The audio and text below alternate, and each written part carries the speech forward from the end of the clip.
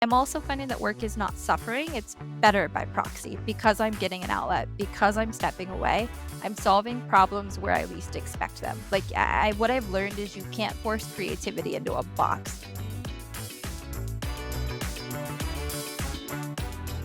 Today, we're talking to Brittany Petish, a senior art director in Atlanta working at ICF Next. And the topic of conversation is going to be about how Brittany lost her creative spark during the pandemic and what she did to get it back. All right. Well, we are here today with Brittany Petish. Brittany, thank you so much for being with us. And I'm just going to ask you a few questions. The first one is, well, really, I just wanted you to have the opportunity to tell us about yourself. Okay. So I am a senior direct we're gonna get better at this.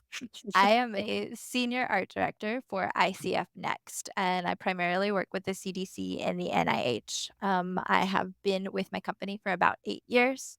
And I think what I love most about my job is that I get to make a difference every day in the work that we do. If somebody sees a fact sheet, if somebody is to use a condom or get on PrEP or feel a little bit more welcome in their world, and accepted, from a DEIA standpoint, I think that all of the work that we have done makes a difference and the long hours and figuring everything out and, those tight deadlines and all of that.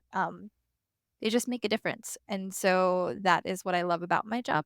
And that is what I've been doing in my free time. I do art therapy with children on the autism spectrum. I've done that for the last 15 years. So it's been a lot of fun to watch those kids grow up.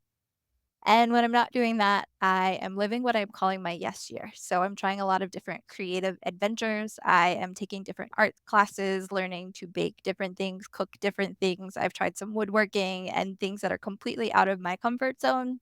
And I am a dog mom to two dogs that I love very much, Annabelle and Tate. Annabelle is about to be 12, and Tate is about to be 2. Awesome. So tell us a little bit more about your yes year and how you arrived at a yes year. Okay.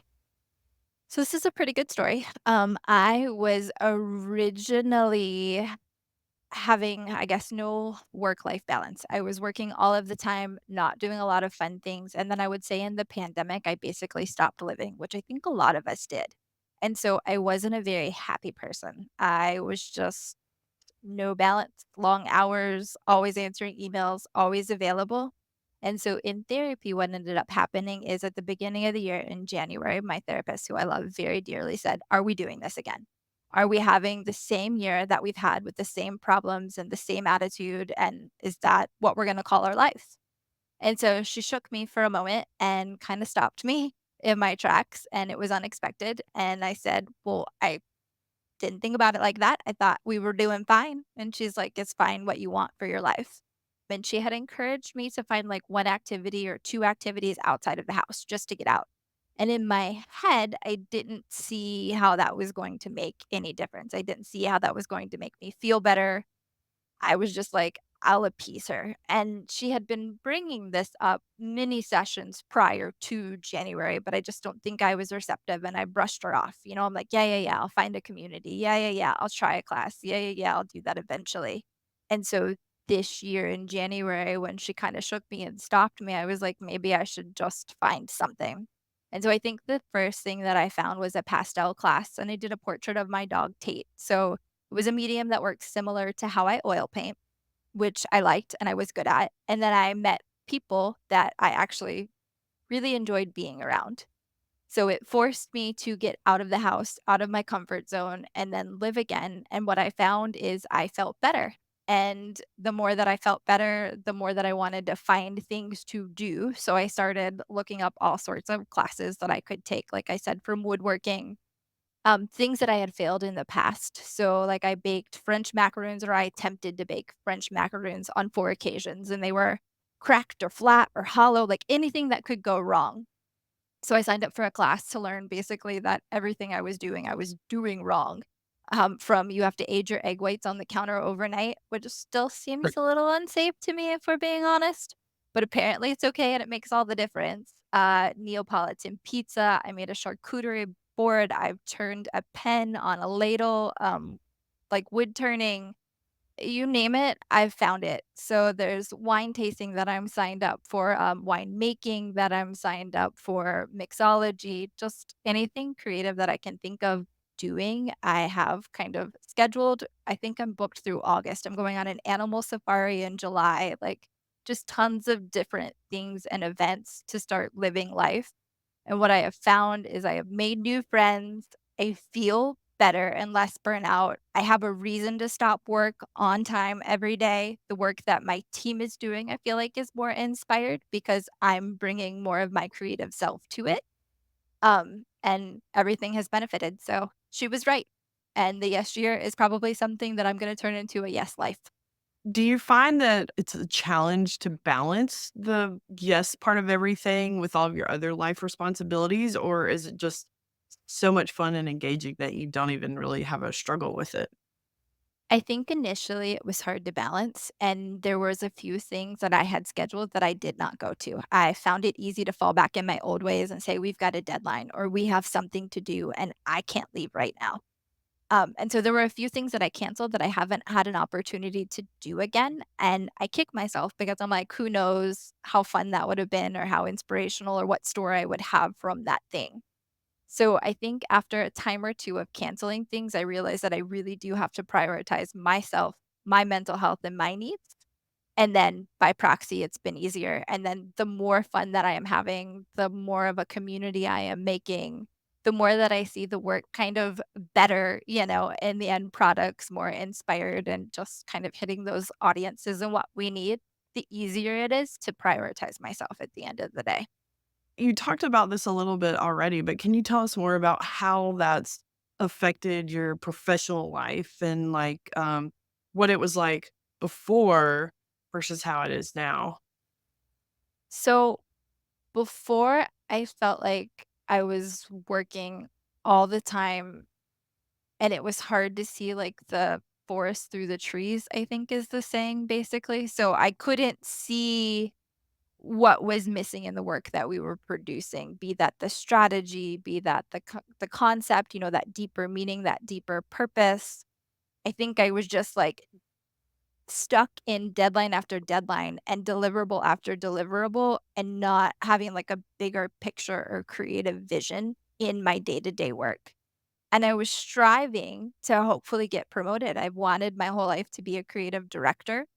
And I think in school, one of the big things that they teach you is how to be a designer, the fundamentals of typography, of good design, of layout, and all of that, but not really how to move.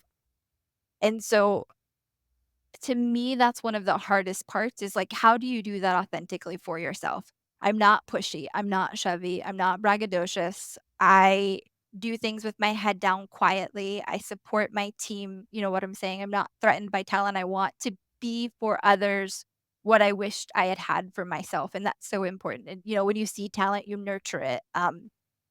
And so, it's finding that, like, path forward that felt authentic to me and felt like leading in a way that I could be proud of, and at the end of the day, when I put my head down, I felt good about who I was and what we were doing, and I didn't have a plan or a path. What ended up happening that started this shakeup is I found, Miami Ad School has a creative director program, and so I want to be this thing. It's a 10-week course, but I didn't know if I had any blind spots or if I was missing anything foundationally, fundamentally, you know what I'm saying? Like, I wanted to be aware of those things that I really needed to work on.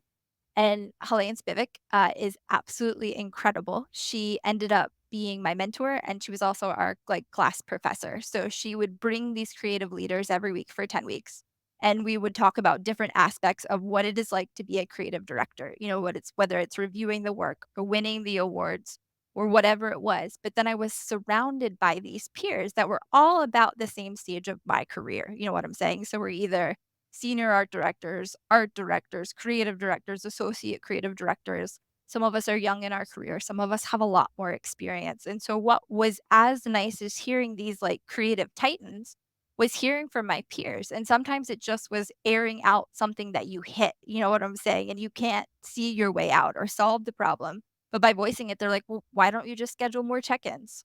Why did you let it get to that point? Like the solutions were so simple, but were so hard to see. And so those peers actually inspired me. They are people that I still talk to, that I'm still grateful for. We keep up on LinkedIn, we look out for each other, you know what I'm saying? And I think that's what started it made me realize that, like, when I didn't have the blind spots and a lot of things that I necessarily needed to work on, I needed to start believing in myself, and believing in my ability and, like, what I brought to the table, but it helped me find that voice, and from that, start to believe in myself and then find my path forward.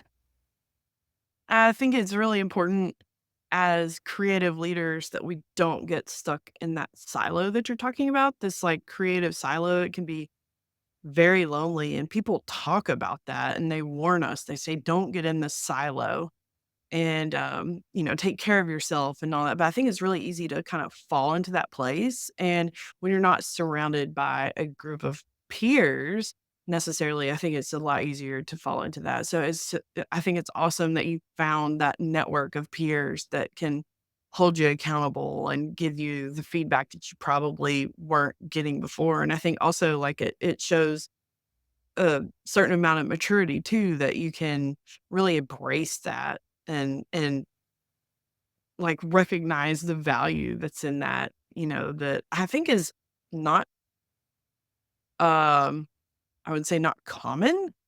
So you sought something out that was beneficial for you and you've just embraced it and you haven't taken it for granted. And I think there's a lot of value in that. Well, what's been a blessing, honestly, is my career coach because there are good days and there are bad days, which I think we all have in our career at any stage. And there are things that I don't know how to solve. You know what I'm saying? Whether it's being a manager and how do people manage in challenging situations, good situations, like how do you support and nurture those young designers and make sure you're giving them what they need and deserve. And so I've been able to call her or text her and be like, okay, this is what happened today, and I just need to vent, you know what I'm saying? Or I just need a plan forward, or I just need you to hear me to say, like, "Is this crazy? Is this worth being as upset as I am about it?" You know, you get to have these human emotions in a safe place that we all have, and she has been so good for me and so pivotal in my career. And, like, she's just a friend. I love her and I'm grateful, and she's helped me get to this point in my career. So between her and the Yes Year and my therapist, I'm like, that's why I feel like I finally have found joy and I found, like, my way to lead that is authentic to me that I'm proud of. Yeah, that's awesome. I think authenticity plays a huge part in that kind of success and I think honoring yourself, especially as a creative, I think that it's hard to do that sometimes really for anybody, but there's just this very unique thing that happens when you're a creative person. And I think being able to honor your true self and what drives you and what your needs are is really important, especially in today in the post-COVID world.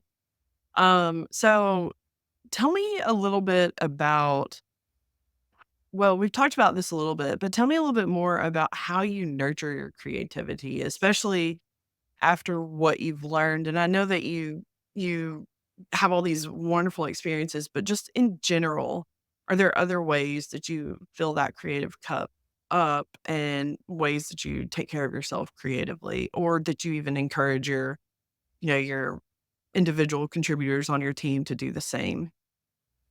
So I think the big thing for me personally is doing things that are not work related, that are just fun and for me. I have always found a way to do that, not necessarily in the capacity that I have and with the intention that I have this year, which I think has made all of the difference.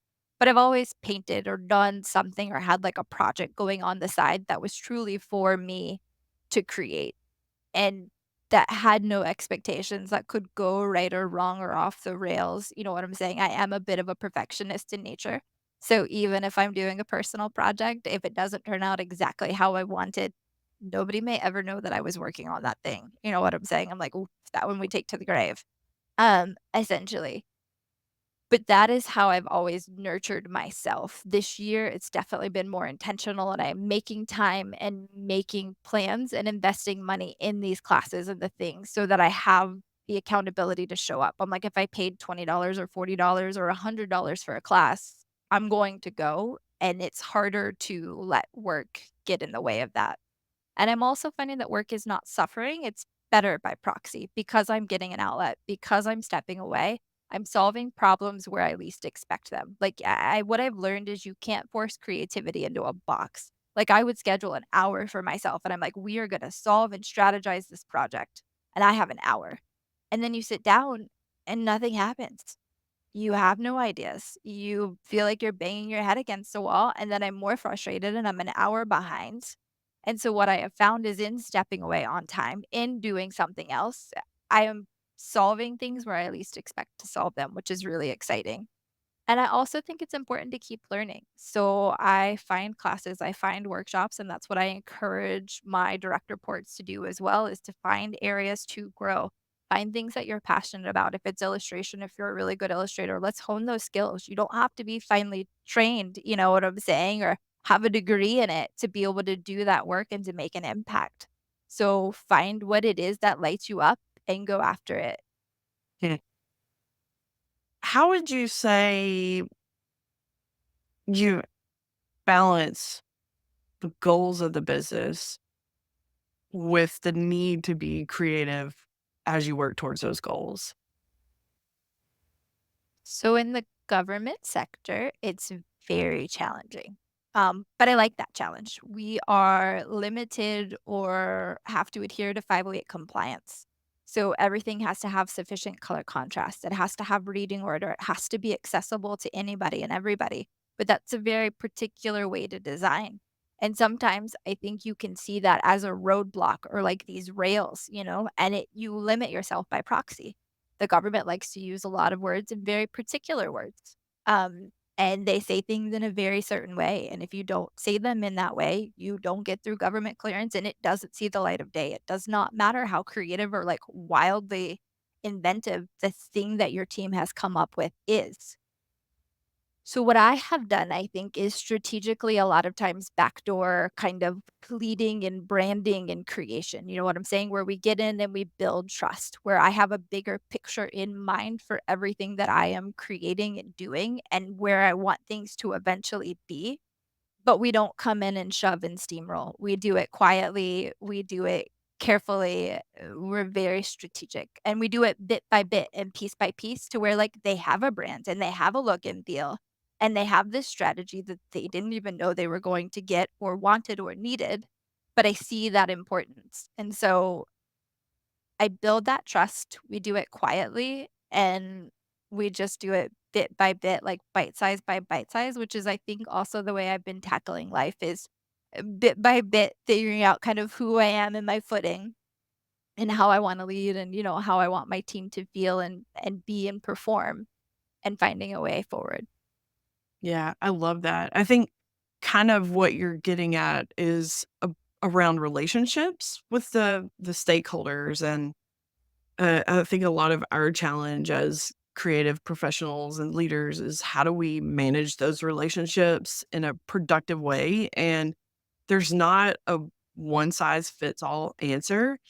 And you mentioned the word strategic, and I think that's a very important recipe in that whole equation is, or the part of that whole equation is that, you have to use a custom strategy for each situation, and I think, that really harkens to the human side of everything that we're doing, and, I mean, the from the creative brief to when the product is launched and how it's being used, there are all of these human touch points along the way, and I think what you're saying does a really nice job of capturing that aspect of it and being very mindful of it, and I mean, you this is just going back to what you said earlier about, being wanting or having your dreams and your goals and what that looks like you've wanted all of the stuff, and people have all of these ideas of what that looks like. What does it look like to be a creative director? What does it look like to manage a team? And it's not about the glory, it's about how you can, like you said, serve your team and help them grow and nurture these relationships, and the way to do that is through taking it one step at a time, taking one bite at a time, being very strategic about it. And so I think, on a bigger scale or the larger scale or the big picture is that, a lot of that success comes from the relationships. And whether it's an internal or an external client, I think it's so important that we pursue those relationships and have them be as healthy as possible. I agree, and I spend a lot of time with people getting to know both my internal and my external team and letting them be their whole self, which I think is really important. And I think it builds that trust that you've said that has allowed us to push in creative ways and get things across the finish line that might not have been all of the government words or all of the things that they had envisioned. You know what I'm saying? It is still the message and the essence, but we've been able to do some reaching and stretching based on relationships and based on trust. You know, I recently pitched something to a particular client, and one of my internal teams was like, "We have your back even if this fails." And, like, that was good and bad, you know what I'm saying? Where you're like, "Thank you." But then you're also like, "Are you worried about this one? Because I felt pretty good." So, you know, you go in and you're glad that somebody has your back. You're glad that you can take this creative risk and this chance and you fail together, win together, whatever that is as a collective team. Like, we are a united front because I think a lot of times, you know, certain teams are very segregated and not as collaborative as they could be, and Yep. so by making these relationships important and by spending time with people as real people, like, you get to be your whole self and you get to check in and care about their kids or care about their animals, their horse, their whatever it is, you know what I'm saying? See them, know them, love them kinda through it, and they get to know who you are, and, I mean, at the end of the day, we all are trying to do the best we can in whatever way we have. And I think it makes all of the difference, and it makes the work better, the end product better, and everybody enjoys the process, which is also a huge part of it. Yeah, I completely agree. That was really, I think, a beautiful way to put that. And I think you mentioned the word love. I think that people are very hesitant to bring that up in a business setting. But I think, as people who genuinely care about outcomes, whether it's the business outcome or the outcome of our projects, I think that factors into it because, what fuels our passion was a love for something. And I think, as a creative leader, that love, I think, can be distributed across multiple points. And I think if you didn't inherently love people, you wouldn't be willing to go the extra mile to offer support or whatever they need in order to succeed. And that has become more and more a part of my lexicon lately as I think about, what it means to be an effective leader or even just like an effective business professional is like, do you care about the people on the other side of the thing that you're creating? If you do, then I think you really have to operate with love. And, servant leadership is something that I think kind of intertwines with that as well. But there's a very similar mentality. I just think that's a word that people are very scared about. It's very controversial bringing up, people have been talking a lot lately about how like your business family is not a family. And, I actually like think that that's all probably true, but you still have people that you genuinely care about and I think, when you move on to a different position, I don't think that that actually goes away, so anyway, it's a very complex idea, and I love the way that you framed that, so it's I really think cool. people need to bring their whole selves to work, and when somebody brings their whole self, you have to learn to work with it, around it, through it, you know what I'm saying? And, like, Yeah, we don't come to work every day 100% and, like, creative and ready to go. That is a part of being a creative day to day, and I think that's something that I wish somebody would have known and seen and recognized and told me sooner is that you have good days and bad days, and you have days where ideas come easy, and then there are ideas where you sit there for 8 hours and you cannot solve this problem. And that is a part of being a creative, and that is okay. mhm, And so to see that, to recognize that, to say, "Okay, you don't have it today, but I do. And so we'll get in the trenches together. I'll get my hands dirty. We'll solve this," is also a big thing for me as a leader. I don't want my team to be alone. When we're up against a deadline and we have to work late, I'm not signing out and saying, like, "Get it to me in the morning. I don't care if you work until 1, 2, 3. I'm there with you, and we're doing it together, and we're figuring it out together. We're winning or we're succeeding, but we're succeeding, you know, hopefully as a team, and I hope that they know I have their back."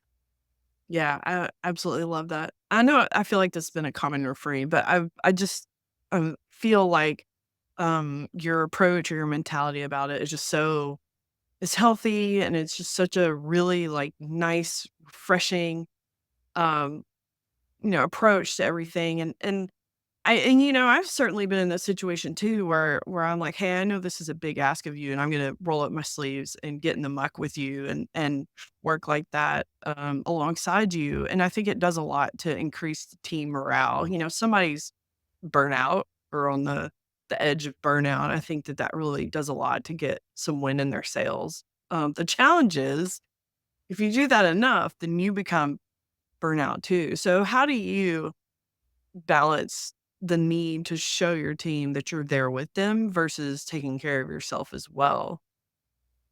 I think my big thing is that I also make sure that they are prioritizing themselves. So that is as important as me prioritizing myself.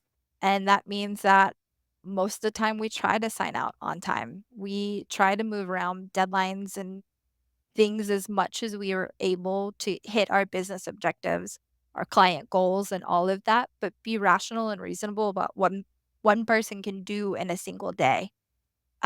Being realistic, with some of those expectations, and sometimes I'm like, "Okay, so this is due, and this is due, and this is due," and then you start thinking about that end person that is doing those things, and you're like, so we have, ways of tracking things and saying, "Okay, these are our deadlines, these are our due dates, these are our check-ins." If when a check-in we're not getting there, we don't understand, do I need to roll up my sleeves? Do I need to help you and take this on? It's those check-ins that somebody had brought up in my creative director class, you know what I'm saying? Like, not giving so much time that things go off the rail and they become such big problems that we burn ourselves out to fix it. Being proactive, being, there at the start and along the way and as much as needed, and then taking care of them, but also taking care of myself. So making sure that, I am signing out as often as I can on time. I have something fun to look forward to at least once or twice a week if possible, so that I feel inspired, I feel good about it, and going from there. That's awesome. I'm very curious about how you trying to think of how to frame this question, but whenever you're looking for something fun or well, no, let me back up a little bit because I'm just thinking about how we as creative people can really rob ourselves of opportunities because maybe we don't believe that we're capable of doing something. And sometimes that little, like, just extra burst of energy or something is what we need to get excited about what we're doing professionally. And so we could come at this from either way, really, like, about how your fun moments outside of work help fuel that. But like, how do you keep yourself from, I guess, experiencing self doubt or imposter syndrome whenever, like sometimes we just lose our energy? I I would say that I am full of self-doubt and imposter syndrome, but what I have learned to do is to sit with it and not to use it as a hurdle or a wall to not live life. That is what this yes year has done for me. I think in the past, I have been full of so much self-doubt or so much questioning that I have let it get in the way of living in any capacity. I've been so in my head, and so in therapy, in working things out and getting a little bit healthier and knowing who I am. I also think I had to re-meet myself, if that makes sense, post-pandemic and figure out, like, who am I? What is important to me? What are my values? Where do I stand, and what do I stand for? And in that, learn how to protect it and set boundaries in place so that I am living up to all of those things that I have said are important at the end of the day. But not to be limited by anything that I am afraid of or anytime that I question myself. So in some of these classes that I'm signing up for, like with woodworking, I would have been petrified to use a bandsaw or a table saw or a ladle, you know what I'm saying, or a router or anything else. And what was so much fun is it in that class, I did better than the guys that woodwork. Like they were cutting and measuring, and I know that you're supposed to like measure what twice and cut once. I ripped the ruler back, I made a mark, and I shoved it in the saw, and I was the only one of, like, 4 people in the class that cut the board to the right size, and I was the least careful with it, to be completely honest, but, like, it was so gratifying when everybody's board didn't fit in the mold and mine went right in like Cinderella with a slipper, and I turned around and I'm like, the thing I would have never expected in the place that I was nervous to try to do something. I'm like, I didn't want to lose a finger. I didn't think I could do my job or paint or anything else, sans appendage. And it wasn't detrimental. And I think the big thing is a lot of times what we tell ourselves in our head is nothing more than words on a page, and that's something that I have learned in therapy. Like, if we treat our thoughts just as words, we give those words meaning, we give those words context, and they can mean as much or as little or be as limiting or as celebratory as we want them to be. So it's being more mindful of the stories that I am telling myself. It's being more mindful of the thoughts in my head and what am I going to choose to act on and push through, or where am I going to, like, stick and stay? Yeah, that's awesome. Something that you said just made me think about like younger designers who have their whole lives ahead of them, their whole careers ahead of them, and they're thinking, just can't do that. I think there's a lot that they could glean from what you said, but is there anything else in particular as far as like advice goes from younger designers or people who are maybe like in a slump and, especially in today's job market, they feel like they don't have a chance at all. Is there anything that you would say to them or any encouragement you would have for them? Find a safe place, somebody that you can come to with the good and the bad, somebody that's gonna celebrate you when you're up, but be there to pick up the pieces when you're down. I think that that has made all of the difference is finding somebody that I truly feel like has my back, wants to see me succeed, is there in the times that are not good, and when I am crying and I am down on the floor because I'm like, we all have it as creatives. But for me, that has made all the difference is find a safe place, a place where you can sort things out, somebody that's probably a little bit further along in the career than you are, so that they have sound advice, they have rational advice. It helps if it's somebody that you admire and respect, because I think you were inspired by what they have done and they have accomplished. Um, and I think that that makes all of the difference is we all need an outlet, we all need a place to go, and so finding that person would be my biggest recommendation.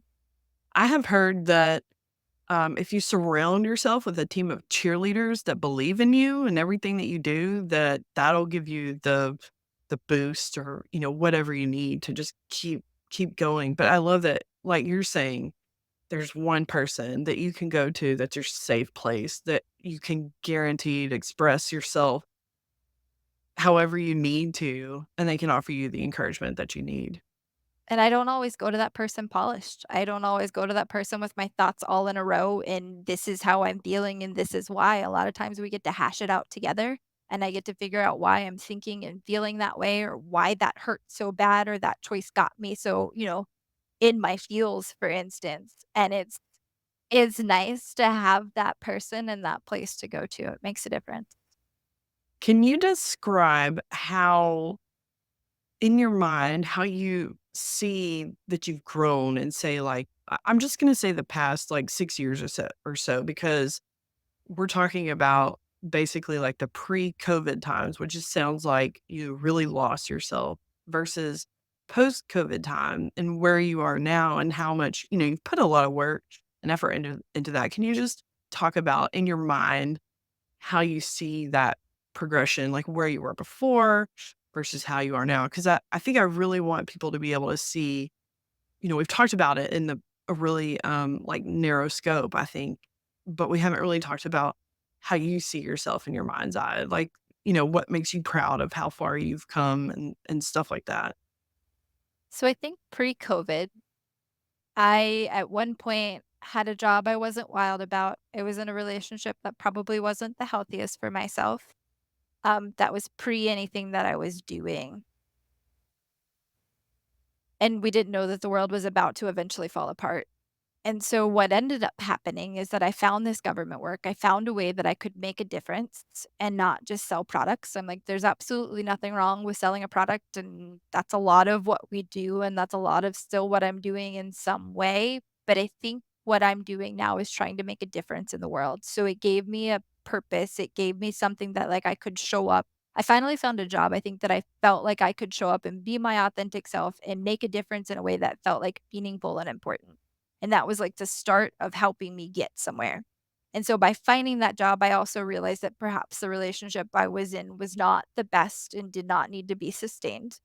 Um, but the house that I have now, it's kinda like things had to fall apart and then fall apart one more time to be put back together in a way that, like, resonated. But in all of that, I don't think I realized how much of myself I lost, or I just didn't even know who I was. So that was the big thing, is I didn't know who I was. I didn't know what I stood for. I didn't know how much room I had to work through, how many things I had to work through, I guess we'll say. So I found therapy. I switched therapists a few times to find, and I'm a huge champion of mental health and prioritizing that and working on whatever that is and that means to for you.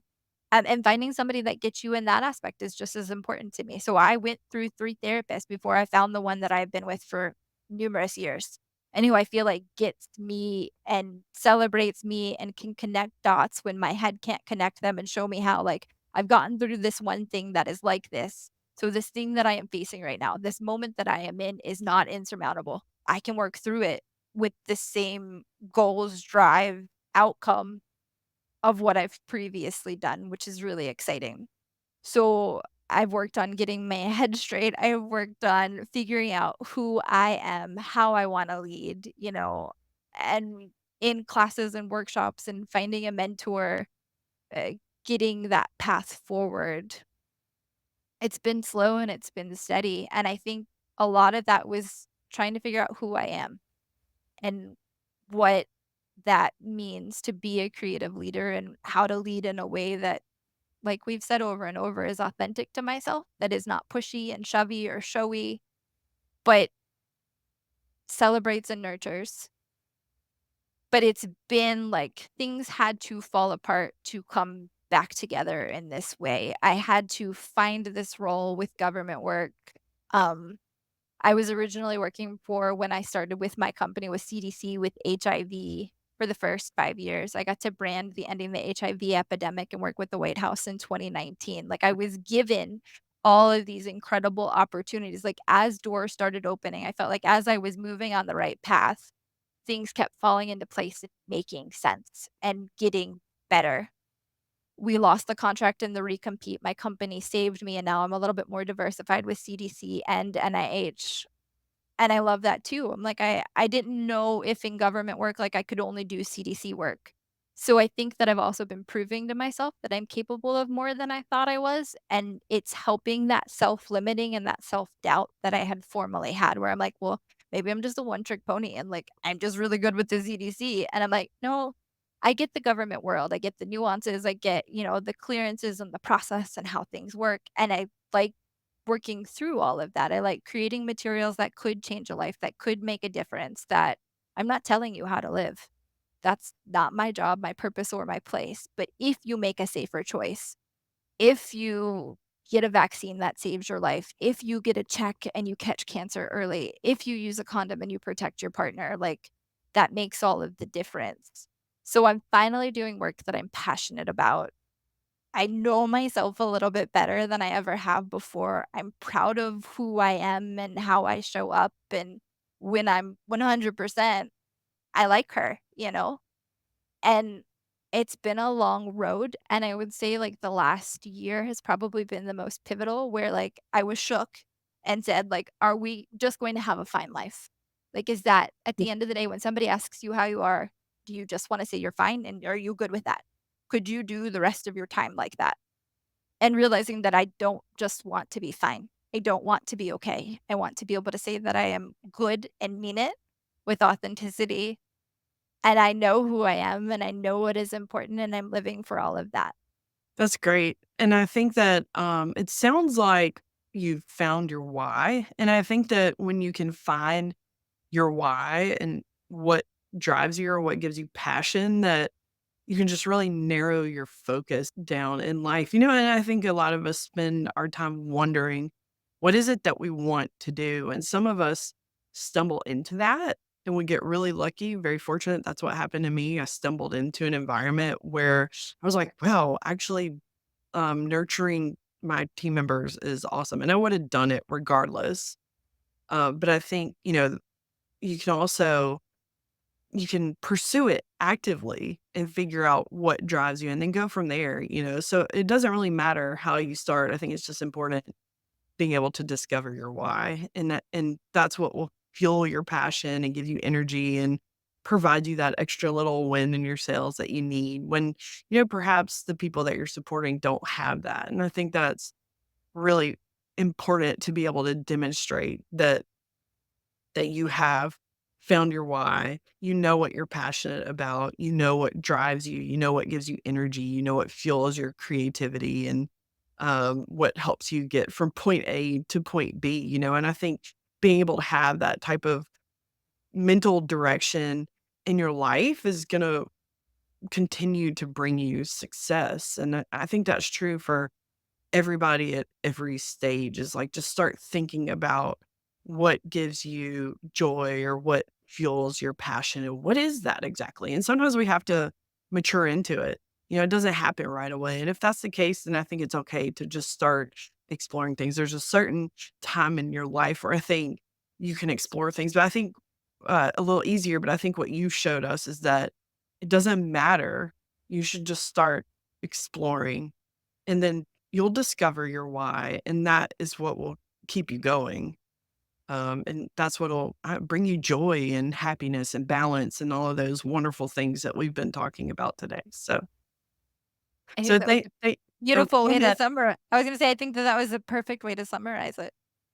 Awesome. Awesome. Well, you've given us a lot to think about today, and I just genuinely appreciate you sharing everything that's happened to you within the last few years or so and what your journey has been like. So, thank you. Thanks for having me.